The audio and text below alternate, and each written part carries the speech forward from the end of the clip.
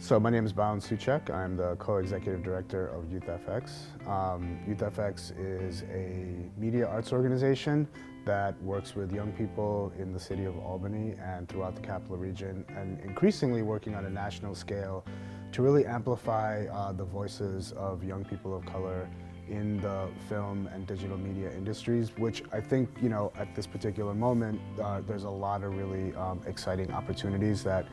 YouthFX is able to provide for the local communities that are in the Albany area, but also providing a link and a exposure to the larger and wider film industry as a potential pathway for some of our students. One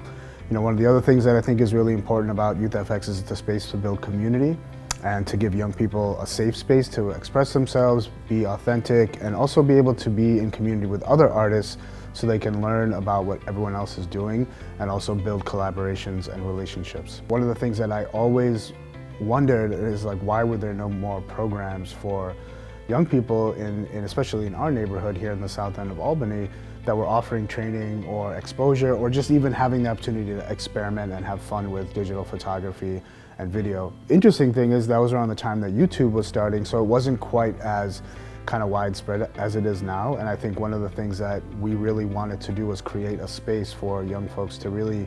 have the chance to tell their stories, express themselves, and also learn about a growing field at the time. What has really been highlighted over the past year is how much of a resource and a community hub YouthFX is in so many different ways for so many young folks. And I think for us it was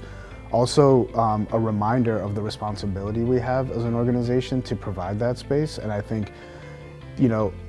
one of the things that I will really, continue to sort of be an advocate for is that we need more and more spaces for young people to bring themselves and not have to feel like they're being monitored, surveillance, controlled, or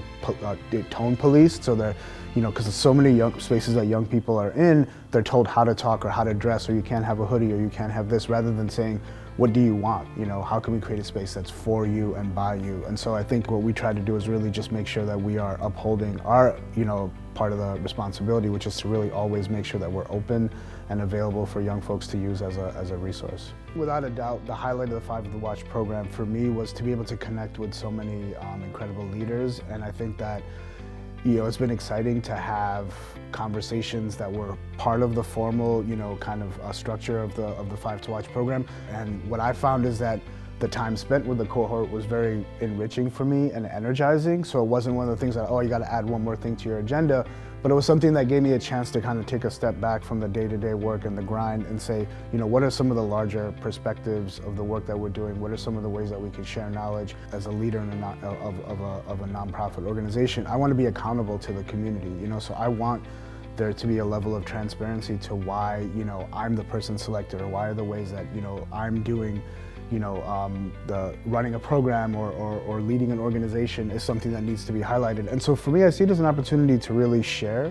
knowledge, to build knowledge with the rest of the cohort, and to find ways that we can help to amplify other